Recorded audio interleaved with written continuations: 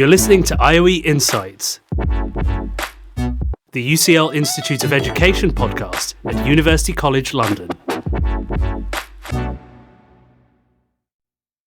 Welcome to the Staffroom. I'm Elaine Long. And I am Mark Quinn. We are programme leaders on the UCL Early Career Teacher programme. Why are we in the Staffroom?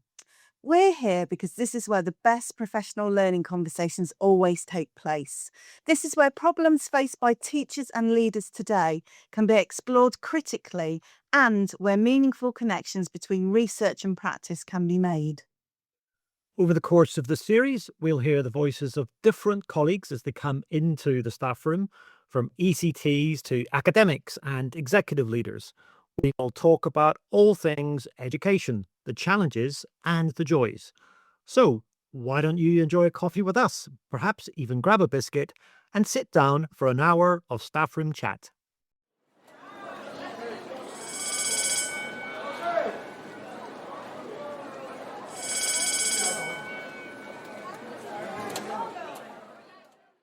Welcome to our staff room, Jeremy. Jeremy Hayward. Very nice to see you, Jeremy. Please come in, take a seat. We hear you've been extremely busy, so you'll need a rest, I've no doubt. I supply coffee and biscuits and cake and whatever else you might possibly want at this stage of our meeting. So what can I fix you, Jeremy? I'm a tea drinker. I'm not a coffee person. I kind of resent coffee culture. That's okay. We permit such sacrilege in the staff room if that's what you want. A tea with... Well, I mean, I'm not that traditional because I now have it with soy milk. Okay. It's getting more disgusting the more you speak. Is there a biscuit you want to sort of leaven that with, or? Oh, well, that's an interesting one. I'm quite fickle when it comes to biscuits. I'd take any biscuit, I think. We can invent almost any kind of biscuit you might possibly want. So I'll just see what there is. Jeremy, finally, I found someone that also rejects coffee culture as well, because I found it very hard to get to 47 years old, be a teacher and an educator and not drink coffee. So I think there needs to be some sort of advocacy group for people like us, because it is very difficult. But I'm happy to celebrate tea drinkers and all that brings. And that's not all we're celebrating, Elaine, since you happen to mention the magical number there. I'll bring you some birthday cake, Jeremy, as well, coming from Elaine's fair kitchen. Oh, congratulations. Happy birthday. 47 years of being a tea drinker. Long may it continue, and long may tea drinking continue. None of that latte, Americano, all those complicated words we don't understand. A good, simple cup of tea is where it is at. Jeremy, we're so delighted to have you in the staff room talking about something that's very current, very important, and something that you're an absolute expert in. So we're really lucky to have you here. So we're going to furnish you with the best quality tea, so we can pick your brains on everything related to misinformation and conspiracy theories. But before we do that, please could you introduce yourself for our listeners and tell us what brings you the most joy in your role? Thank you very much. Well, I'm a former philosophy teacher in schools. I still keep my hand in a little bit in that arena, but I've worked in teacher education for 20-something years. My current role, what am I doing? I run a master's module called Teaching Controversial Issues at the Institute of Education. And I'm also part of a project which is piloting teacher CPD for whole school insets and also for initial teacher education in responding to misinformation, disinformation, conspiracy and dangerous narratives in the classroom. That's funded by the Pears Foundation, and hopefully it'll be rolled out on a bigger scale over the coming years. What gives me the most joy? I still see myself as a teacher. And so whenever I'm teaching, I think I'm happiest. There's a lot of other stuff we have to do, all the assessment and marking and prep and reports and research. But I think I'm happiest when I'm teaching. Makes a lot of sense. Can I ask for a quick definition? Well, what do you see is the difference between misinformation and disinformation? Yeah, so misinformation is where you may accidentally share something. Disinformation is things that are fake, false, that have been deliberately put online. A good example of that, we saw a lot of misinformation during COVID. So people were putting out these images of 5G masts and how they sort of somehow cause COVID. And people were sharing them on Facebook and other things like that. And that would class as misinformation, because when you're sharing it, you're not deliberately spreading falsehoods. You think it's true. Whereas the people possibly creating it were sort of embarked on disinformation, which is a bit more sinister. You've got, obviously malign actors, sometimes states, pushing disinformation, but you've also got a whole new breed now, which is people doing it purely for profit. People making fake II videos about Croydon water parks and things are terrible in London and so on. And they're doing it not really for political purposes, not to sort of spread, but simply for profit, because they know there's an audience for it. Yeah, yeah. So it's interesting you asked that question, Elaine, about the distinctions between misinformation and disinformation, because I guess it might at some point blur, Jeremy, right? So there might be at the point at which something which is accidentally shared incorrectly becomes commodified in some way, and then it becomes disinformation. Yes, I think so. And I think the distinction there, I don't think is massively important in terms of sort of teaching and education. We just sort of mis/disinformation and conspiracies. But yes, I think these things evolve. They can start out as just sort of misinformation, then it has its own life, and then people spread things.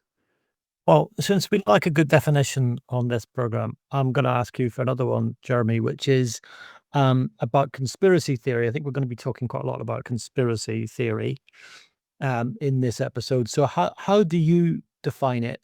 When we talked earlier, I also asked you to draw a distinction between conspiracy and conspiracy theory. So you might want to discuss that a little bit as well. And why do you think it matters so much now? Why is it particularly important for teachers to understand these things now? I don't think the definition isn't massively important. I think there are some things that is worth sort of getting into. So academics don't agree a definition of conspiracy theory. We certainly know how the word is roughly used in everyday cultures. What things aren't as they seem. There's an alternative explanation. There's a shadowy group of small people that are secretly plotting. It's something along those lines. Things aren't what they seem. But academics disagree as to what counts as a conspiracy or not. I mean, is Father Christmas a conspiracy? Definitely not. Well, no, we are all deliberately deceiving young people. Sorry, spoilers there. Whereas some people say, well, no, that isn't, because it's not for sinister purposes and so on. So you get into this debate. There was a moment in my presentations, I get into this definition a bit, and I freeze a moment in time in 2003 when Tony Blair was asked a question in Parliament, and this is about the second invasion of Iraq. And someone stood up and said, "Would the right honourable gentleman please acknowledge the real reason for the war is control of oil in the Middle East?" And Tony Blair stands up and says, "I'm not going to listen to conspiracy theories like that." And that would be a conspiracy theory. There's official reason for war, but there's a hidden secret reason. People are doing it for profit. Okay, so that's a conspiracy theory. But let's pause for a second, because what was the official reason for going to war? It was that Saddam Hussein was secretly plotting to build weapons of mass destruction, unseen from the weapons inspectors in hidden places. That sounds like a conspiracy, secret plotting for bad purposes. So the official reason, Tony Blair saying, "I'm not going to listen to conspiracy theories," but the official reason for war sounds suspiciously like it. Now, some people would say, well, that's not a conspiracy theory. That's a theory of conspiracy. We're saying that Saddam Hussein was conspiring. It turns out not to be true. Because a conspiracy theory has to go against the official explanation. And even if the official explanation involves a conspiracy. So it can't be a conspiracy theory because that's the official explanation. And I think that's quite useful for teachers, because on that definition, conspiracy theories are countercultural. They go against the mainstream. They go against official explanations. And we certainly know that adolescents often have a countercultural phase where they kind of reject it. They want to be listening to bands that no one else is listening to. They want to be edgy. And when you put those together, it does coincide not quite nicely, but it's a fit that conspiracy theories are appealing to adolescents and young people, because they give a sort of alternate, edgy way of looking at the world. Jeremy, I honestly understand the whole edginess of this and the counter-culturalness of this, um, that conspiracy theories are almost by definition something which is against the official explanation. But but is that always the case? I mean, are you saying that, let's say, a government can itself not be guilty of a conspiracy theory? I'll just take you back to your 2003, and I'm old enough to remember the Dodgy dossier. Is that, where does that fall into your definitions? Is that not a conspiracy theory? The dodgy, there's a theory that Saddam Hussein is stockpiling weapons of mass destruction, and it turns out not to be the case. What do we do? Where do we place the Dodgy dossier in this spectrum? Well, I mean, the conspiracy theorists would say that's a ploy, and that was just a ploy for some other planning. So that would be the traditional conspiracy theory. The theory itself that we're being sold, according to this definition, I mean, that's the official explanation. We're going into war because of this and that. So that wouldn't be a conspiracy theory because it's the official explanation, although it does involve a level of people conspiring. So it gets a bit technical, and for this very reason, there isn't an agreed academic definition. That's why I tend to keep it vague. Shadowy people, small groups, plotting, things aren't as they seem, something like that. And But I guess the other reason, cultural nature, I think, is relevant for adolescents. yeah, and of course, one of the things that counter-culturalists will do is to say that the officials, the officialdom, are somehow out to get us. So they're saying that those guys there are the conspirators. Yeah. Yes. Yeah, not just them, but all experts, some people, scientists, teachers, the state, what you learn in textbooks. I mean, so depending on the conspiracy theory, we're all a part of it in education for some. So can you? This is an education podcast. It's been in education already, I think, Jeremy. But how do you see this relating to the work of teachers, and why is this currently impacting the teachers who might be listening to the Staffroom podcast? Well, on various levels. I mean, I think if we put the whole thing together, disinformation, fake news, videos, and conspiracy theories, its impact can be seen on lots of different levels. There's the personal, social level. We've seen people sort of making fake sexualized videos of fellow pupils and things like that and circulating that. And that's horrible. I mean, just 2 weeks ago, we had the red-blue schools war going on across the country, and schools having to give warnings and set classrooms out at different times to prevent this. So we saw the Andrew Tate phenomena a few years ago when people came back to school in September. So young people have got this world looking at their phone, looking at these short form videos, this content, and it's spilling out. It's spilling out to wider society, but it's spilling out in the classroom. I think at the moment, we're probably more at the beginning of the impact on this. We're seeing attitudes change towards things like feminism. We're seeing, that Gen Z and younger people are less progressive than older generations when it comes to issues around gender equality. So we're seeing it on lots of levels. On the personal level, it's impacting schools in terms of bullying and so on. We're seeing it on an attitudinal level as well. And I think we're kind of at the beginning almost of a battle for the war on truth, when you've got governments pushing out fake videos, AI-altered images. The question of what really happened and what is happening in the world is going to be a kind of battleground over the coming times. And I think that schools will have a massive role to play, even if it doesn't necessarily impact the school, it's impacting society as well. And Jeremy, big question, and I may regret asking this. Do you think there is one truth in the first place? Would you argue for that? No, not necessarily. So, I mean, I want the young citizens in our school to be critical, to not accept everything they hear, to question things. And I think, that's what we should be encouraging young people to actually question things. So no, I'm not saying that there is one singular truth. If we think about history education, there's lots of accounts, there's evidence. Some may be better and more evidence than others, but it's hard to say there's a single story or a single narrative. No. So I'm not advocating that. I'm advocating for critical thinking, but we need to get the appropriate level. Conspiracy theorists sometimes go off the extreme. All scientists are lying. Everything on the BBC is a lie. All mainstream media is a lie. No, they're not. And you're taking sort of a virtue like critical thinking and skepticism, and you're taking it to an extreme.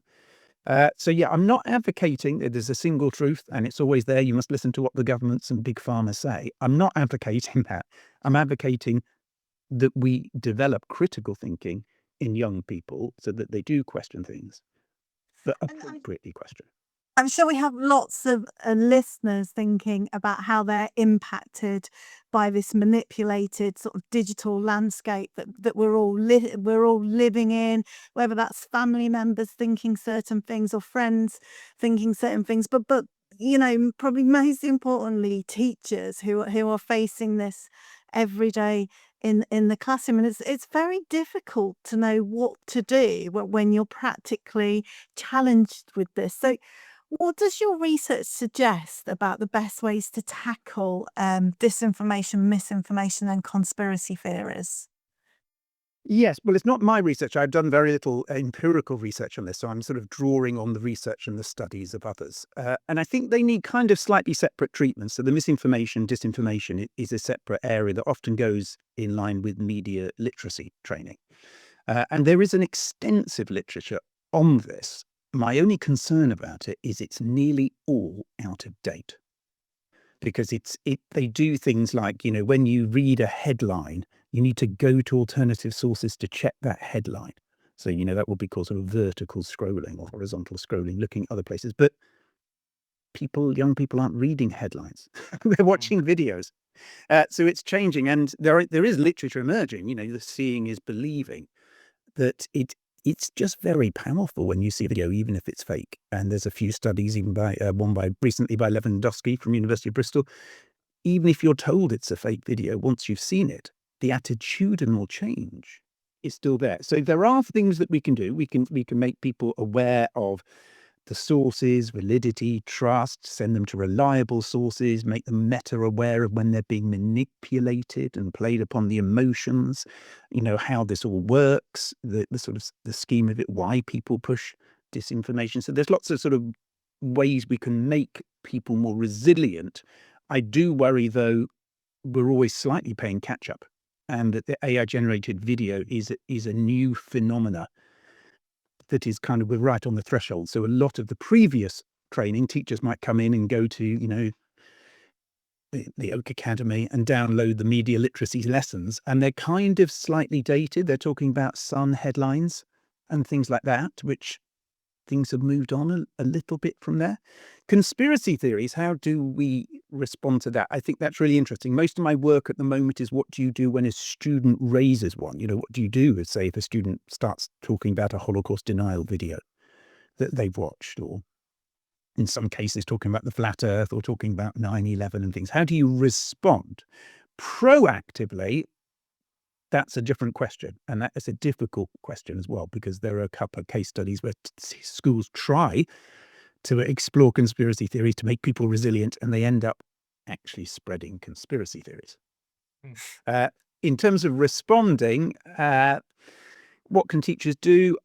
I try and get teachers to think of three lenses. Sometimes the right thing to do is argue and to correct, and there are some tools and things that you can use for that, and key phrases. Sometimes you've got to think, am I just spreading? Am I doing the work here? If people are sort of putting anti-Semitic tropes out there, well, let's have a big discussion of it. No, let's close that down and have a chat with the student. And the thing I think that sometimes teachers need to be aware of, if someone is very deep, and it doesn't happen a lot in schools, but sometimes it does, but it often happens with a relative or friend. If they're kind of quite far down the rabbit hole, it's quite existential, this is a real part of who they are, and they're really committed to it. Arguing facts and details may not be effective, and you may even end up pushing them further, because they'll just go home and research, and next time this comes up in the classroom, I'll have these answers back. And the approach may be different. Again, it's a more one-on-one approach. So my guidance for teachers at the moment is, how do you respond? Have a think. Yes, sometimes argue, sometimes take it one-on-one with the student, and then try to reach out for them and get them to see themselves as a critical thinker, not just a conspiracy believer. It's really interesting because it's almost counterintuitive, isn't it? Because I think of the media training I received 20 years ago, when I was first a teacher, it'd be woefully inadequate now. And one of the things I would pride myself on as a teacher is I know the facts. I'm the authority in the room. So I'm going to put down these conspiracies with facts because I have this information. But it sounds like from what you're saying that it's kind of counterintuitive in a way that actually just giving people more facts can cause people to double down on their beliefs rather than question them. And it's really, really difficult. I can imagine from your work with teachers up and down the country, they're experiencing some really difficult situations. And I wonder if you could just give us a few examples of some of the things teachers might be experiencing. Well, yes. I mean, sort of explicit conspiracy theories in the classroom they are raised, and so research by Lee Jerome at Middlesex University and my own research at UCL has shown that teachers are experiencing this. In Lee Jerome's, it was 62% of teachers. There's a big survey, about 5,000 Wow. that encountered conspiracy theories. My own research we involved in at IOE was like 90%, but that took place during COVID, when conspiracy theories were very common. Yeah, so it's not always explicit that it is a conspiracy theory. So sometimes it may be climate skepticism, and whether that's a big conspiracy or not, I'm not sure. Teachers are definitely encountering issues around gender and gender equality. And that's not always a conspiracy theory. Sometimes it is. So sometimes there's theories such as cultural Marxism, which students may be even gone down that far down the manosphere to think that feminism is a plot to depopulate the West. Ideas of gender equality are a lie that are being propagated for reasons to weaken us. These are, genuine beliefs that are out there online, and whether the young person holds that deeply or just has a sort of learnt some phrases and negative attitudes towards women, it's not always clear. But teachers are encountering that. They're encountering strange attitudes around gender. There's some stuff coming out a little bit here and there on diet. A lot of young people got influencers telling them kind of what to eat, what not to eat. So we know that young boys up and down the country are taking a large amount of protein shakes and things like that. And there have been these influencers who are pushing strange ideas about natural diets and raw meats and things like that. And that then starts to sometimes echo into it. People think there's a conspiracy around seed oils. They're being pushed. They're full of hexane. It affects your brain.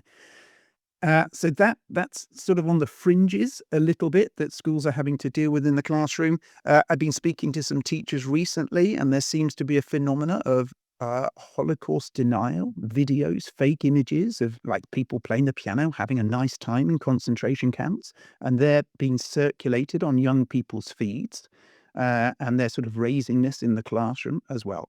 So that's just a sort of a loose spread of some of the sort of more conspiratorial ideas, but then other ideas are almost accepted as truths now. Like, for example, outside of London, I do sort of polling with teachers and things. Many people believe Princess Diana was killed by the royal family, including many teachers. Most teachers believe that violent crime in London is really high or out of control, even though if violent crime, you're less likely to be a victim in London than you are in the rest of the country. But these videos have just become so ubiquitous online that it's there. So the misinformation, disinformation is just broad. And yeah, it's hard to know quite how it's impacting individual teachers because it's almost a part of culture now. Given the ubiquity of this and the seriousness of it, because, some of the things you said there are genuinely quite horrifying. And I also found it horrifying this week when I found out that a lot of Gen Z males thought you should have obey in the marriage vows as well. I'm pretty horrified by all of that, and I recognise that my horror and my moral outrage is going to get us nowhere. But do you think, given the seriousness of this, teachers are getting enough support to deal with all of this? Because it sounds like the teaching standards and teacher training was designed for the analog world, right? But now teachers are consistently navigating this manipulated digital landscape. So are they getting enough support for this? Is it prioritized enough? No, I would argue absolutely not. And I think we still have, and I know the curriculum review, which we may discuss, is going to address a little bit of this, but we still have a curriculum very much geared for the analog world. And most people, the information sphere that they're living in is online. And not just their information sphere, this is their reality, how they present themselves is online. And I don't think we are adequately preparing young people for a life online, where that's where they're going to get their information from. That's where they're going to project themselves, apply for their jobs and everything. I don't think we are preparing at all. And I think, a couple of lessons here and there in PSHE is really not adequate. I think we need a real reform of the curriculum, and every subject needs to talk a lot more about why we believe what we believe. What is our evidence base? What is, reliable authority in our field? And every subject needs to. I've been arguing this. We've had the knowledge turn. Let's learn lots of knowledge, which we need. We need kind of the epistemic turn. It's a bit of a fancy word, but we need to spend more time thinking about why we believe what we believe, and less time just memorize these facts, because I don't think that memorizing the facts helps you when you see a new video that's been manipulated. Can you just go, sorry, Jeremy, just on that last point about why geography teachers believe in geography, for example, is that what you're talking about? Is that what you're talking about, the epistemic turn for this, that we should be putting into the curriculum why these things matter, why it's important to study geography, why it's important to study drama, why it's important to study citizenship? Yes, well, I think not just why, but it's also just the evidence base. You spend longer looking at what the evidence base is, rather than making claims about tourism does this or doesn't do this. You spend longer thinking, right, this is the evidence and this is why people make these claims. So in science as well, you obviously perhaps more time on experiments, but also just thinking about why scientists are making these claims, drilling deeper into the data a bit more and looking at what supports the claims. Yeah. So I mean, I remember many occasions when I was teaching being confronted by a controversial issue in the classroom. It was often, I might have been trying to teach them something, and then child would directly counter me, and then suddenly I would find that at least half of the class agreed with this other person, and I just had this debate in my hands, which was far from what I actually wanted to get through. Because I wasn't going to examine them on that at the end of the week. And so I do absolutely feel for, teachers in classrooms now. You mentioned gender equality, for example. You can just imagine a mixed class of 15, 16-year-olds or whatever, and quite a few of them, not all of them, but quite a few people in the room agreeing with this very controversial view that women shouldn't be allowed to drive, for example. That came up again this week, I think, didn't it?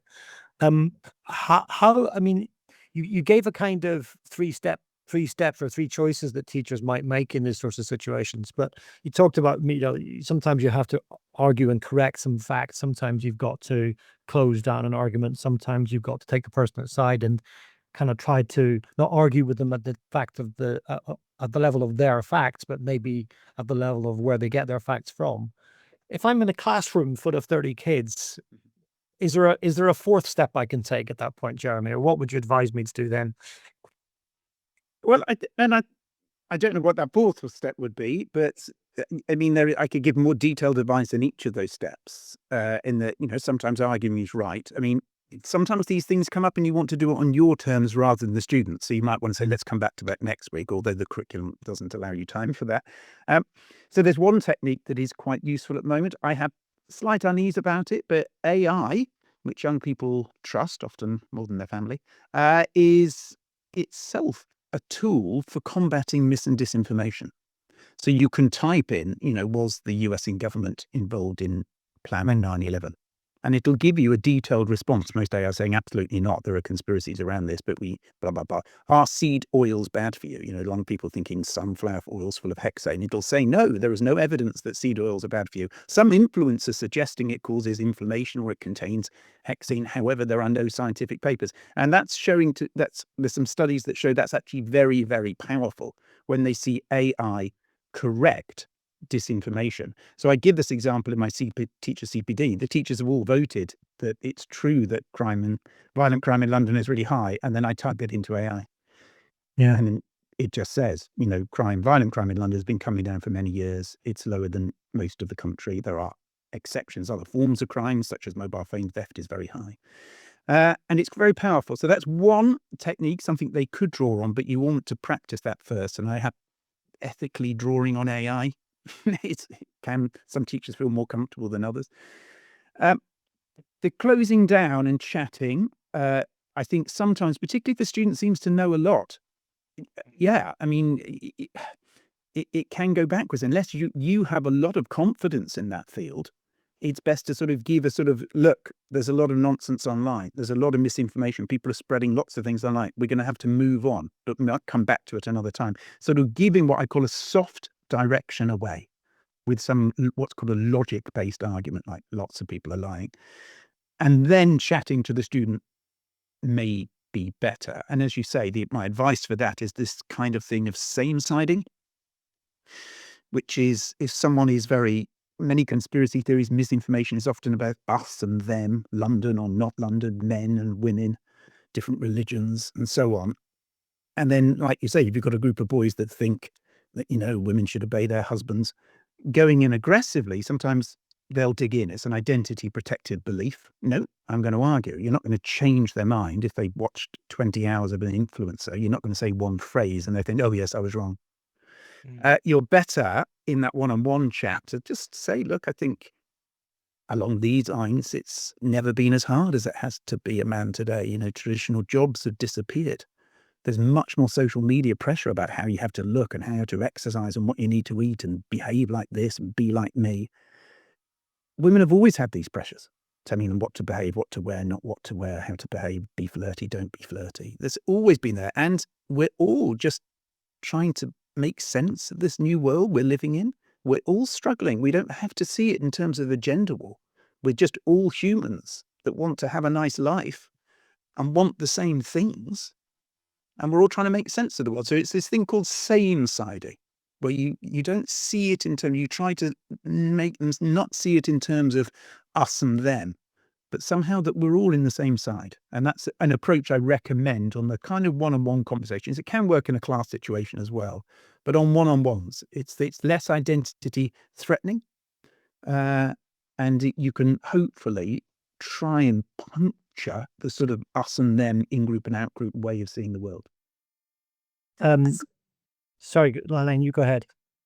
I was just thinking, I suppose also, you know, teachers aren't individual actors in this, but it's also about the culture of leadership in the school, in tackling all these things. Because I'm just thinking about the manosphere and how that will manifest in behaviours and attitudes more widely in schools. For example, female teachers may find things more difficult than the male teachers, and that requires a significant leadership effort to make sure that female teachers are being treated with as much respect as male teachers in the school. There's all sorts of implications for it. And what struck me about what you were saying was the attitude lingering, even though you might be able to challenge the thing itself. You might be able to say this is misinformation, disinformation, this is a conspiracy theory, but the attitude's lasting and manifesting in the culture of school. And it seems to me there's an important job of leadership there as well in schools, but a very difficult job, because I think back to when I was a sort of leader as well, as we'll have an assembly on that, because you know we've noticed that the year 10 boys are thinking we'll do an assembly and that will solve it, and that seems to me woefully inadequate now as well, particularly the challenge of parents as well, because of course parents might be exhibiting these views as well. I'm just interested in where you have seen that leadership is strong in this in school level. Are there any particular things that you've seen? Um, that's slightly because I don't spend a lot of time interviewing senior leadership. I think schools, they have their hands tied a little bit because of the curriculum that we've got. That there's, where is the space to do all this? You've just got to keep going with content. You can't fall behind in any topic, and GCSEs are coming. You've got to get the results. You've got to judge on standards. So I think schools' hands are tied a bit, and some of them are doing good things in the fringes. But yes, it's hard to say. I mean, I've been a chair of governors myself, and I have spoken to some head teachers, and often it is the parents that you'll have parents that are pushing difficult beliefs, sometimes conspiracy beliefs. So I've encountered 4 teachers, including head teachers, who have got flat earthers in their school, genuine. So these aren't kids being edgy. They're Yeah. people whose parents clearly believe the world is flat. And, if you chat to them, they spend disproportionate amount of time with these parents. Because these parents have kind of got agendas. They're mistrustful. So it's difficult. So I think schools are aware of these difficulties, how much time you can devote to it in the current curriculum. In our current Ofsted inspection framework, I think they are very, very limited. And at the moment, we're just sort of doing things around the edges. So you've mentioned curriculum a few times, Jeremy, as if you want to talk about the curriculum a bit more. So we've we've had a curriculum assessment review. We've had a recent white paper. There's mentions in that of critical literacy. Do you see do you see that the policymakers are getting serious in this field? Are you optimistic for improvements in this area? Where do you stand? Uh, I was broadly welcoming of that aspect of the curriculum review. I don't think it was radical enough. I think it's not quite a curriculum fit for the digital age yet, but it comes out as one of the sort of headlines that we're going to have. There's so many terms for this: critical digital literacy, media literacy, critical media literacy. There's so many overlapping terms, but that's going to be sort of embedded more in citizenship in English, and they're talking about computer studies as well. I think it probably, like I've said before, we also need this across the curriculum. Every subject needs to spend some time on this. I would have science do some misconceptions, common misconceptions online in science, and debunk them. Make it very interesting. Watch some interesting clips of people thinking they've invented a perpetual motion machine, where you get these designs, and then they say why it doesn't work, and so on. So I think it could be a lot more far-reaching than it is, but it's a big ask for teachers, isn't it? Because how are you supposed to keep on top of all of this as well? This is such a changing climate. New things come up, and people have got different feeds. I made a joke that I did in my talk, that I went on to TikTok to see what all the young kids are watching, but it all seemed to be about IBS and lower back pain. That we're living in very different information spheres, and it's a big ask for a teacher to be an expert in their subject, and also an expert in debunking or challenging misinformation and so on. So broadly welcoming. I think it lacked a bit of ambition. We always seem to be behind the times, because this is the curriculum we're going to have for the next 10 years. And I imagine, I may be wrong, but I imagine the issues of AI fake generated videos, which have really emerged only in the last couple of years. And there's some more research coming out from the Commission on Countering Online Conspiracies in Schools, going to be published in a couple of weeks. And young people saying the number of times that they've been fooled online, and also the number of times that their parents have been fooled in the last year. And this is growing. We're at the beginning of a real growing problem. So I would want the curriculum, and really ask those people writing it, to be more ambitious, to think 10 years ahead. What are we likely to be then? And what skills does a young person need to try and work out the truth in highly deceptive environments? It seems to me it's the only game in town, though, Jeremy. Right? If we haven't got the curriculum right, or if the curriculum isn't malleable enough to allow teachers to master this stuff so they can teach, misconceptions in science, for example, as you suggested, then all that teachers are left with are kind of tactics to deal with an event happening in their classroom, And as you were sort of suggesting earlier, those tactics help you in the moment, but they don't actually correct the mind of the young person, right? It doesn't actually put them on a better path. It might, if you're lucky, get them to look at some of their sources and begin. They might question themselves, but basically you're just trying to get through the next 20 minutes of your lesson, aren't you? Or trying to, without losing face too much. But the curriculum gives you an opportunity to get back to the roots of the problem or the roots of these issues and say, no, the earth cannot be flat because, or whatever the choose your conspiracy and prove it from first principles, I guess. But it seems to be that that's really, really crucial. And so there are obviously massive implications for teachers, initial teacher educators, people like ourselves working in early career teacher development. There's a moving target here. It's very hard to hit it, isn't it? Yes, I agree, but I think there's so much talent out there that we could be sort of at the moment testing, proactive. What is a really interesting sequence of lessons in history, looking at historical conspiracies? What is a really interesting sequence of lessons in geography, looking at climate change denialism? What is an interesting sequence of lessons in citizenship in English? So I think that could exist. It would have to be regularly updated and looked at again. But I think there's potential there. But the curriculum, as you say, needs to change so that it's on the curriculum. And now we can, rather than just be reactive to those moments, we can be proactive and really focus about what are the intellectual virtues that would make a young person resilient.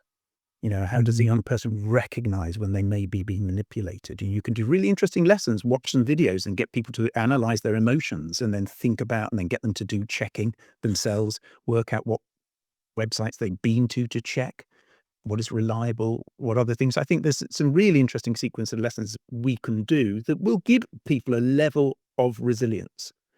That's good. I'm pleased to hear the optimism there. And I really liked what you said about raising meta awareness in young people, and also probably the responsibility for teachers to be kind of referring back to how they know things and how they've learned things themselves. So that sort of reflexivity in lessons. So there are things we can do that don't sort of, that are possible even in the face of quite prescriptive curriculums, that there are lots of opportunities there. And that's super interesting as well to get involved in that sort of curriculum design. And maybe actually through doing those things, you do actually strengthen your own knowledge and the quality of your teaching in the classroom as well, I think. I think so. And all of it sort of points to kind of critical thinking, isn't it? So it's not just the sort of depositing of knowledge, which teachers don't do. Obviously, they are brilliant teachers, everyone working there, but there's so much knowledge. There's a lot of get this down, memorize this. Whereas now we're doing a lot more. Well, hopefully we can do more critical thinking. And it shows, so countries like Finland that have deliberately moved their curriculum towards critical thinking, specifically, well, one of the reasons is that they get a lot of Russian misinformation where they are. And the research is showing that the young people are there. There's some papers showing that they are more resilient to misinformation. And so it kind of does work, but you need that whole curriculum coming in. It's interesting. One thing that's not a conspiracy, and you heard it here first, is that we do definitely give every guest on the podcast a post-it note. That is the absolute truth. So here is your post-it note. I'm going to pass you it now. What would you like to write on it, and where would you like to stick your post-it note? I mean, this is education. I can't do it to the Arsenal football manager or anything like that. You can't. Well, you can if you want, but yes, but probably education. I think the Arsenal football manager might get enough. Actually, I have no idea how Arsenal are doing at the moment, but I'm sure he gets. They're doing far too well. Okay, well, I'm sure he gets lots of feedback anyway, so he doesn't need to post it, mate. It would probably be to the education secretary, I think, Bridget, or even the person who was in charge of the teams that are writing the curriculum, because it's happening as we're speaking in rooms around the country. People are starting to write the new curriculum, and just urge, because this is the thing that will shape what teachers are doing for the next 10 years until the curriculum is reviewed again, and just give them the urgency that this needs to be a curriculum fit for the digital age. And you need to think 10 years ahead of what the challenges are likely to be and give that flexibility. So it doesn't all have to be prescriptive. I would put much more in, the epistemic turn, have critical media literacy throughout, but give teachers flexibility in the curriculum so that, we can adapt and we can have those conversations and we can do some really interesting work in developing the kind of intellectual virtues, the habits of the mind that young people need to make sense of the kind of crazy world and the crazy information sphere that we're now living in.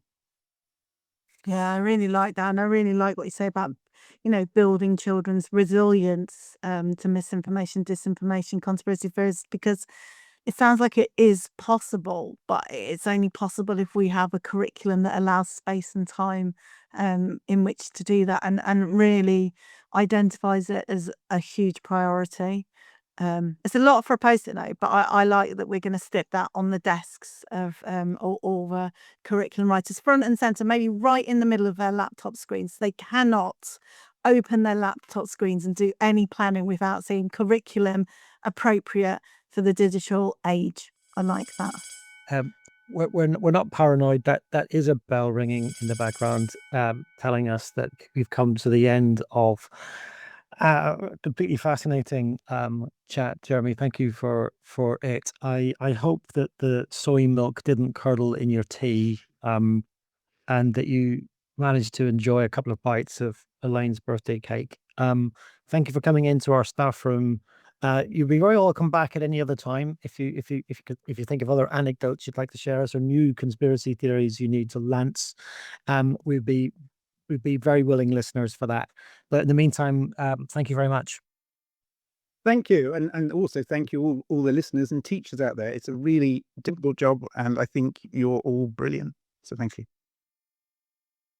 Our thanks go to Jeremy Hayward for sharing a tea with soy milk and a slice of birthday cake with us in the staff room this week.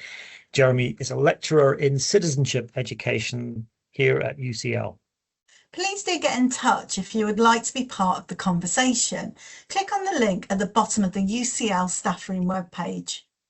If you've enjoyed this episode, there are more where this came from. Search IOE Insights from wherever you get your podcasts to find episodes of the Staff Room as well as more podcasts from the IOE. And a quick favour before you go. If you're listening on Apple Podcasts or Spotify, we'd really appreciate it if you could give the IOE podcast a rating. 5 stars would be nice if you're enjoying the show. And that will help us to reach more people who are interested in hearing what the Staff Room is all about. Thanks for listening. Search IOE Insights for more podcasts from the IOE.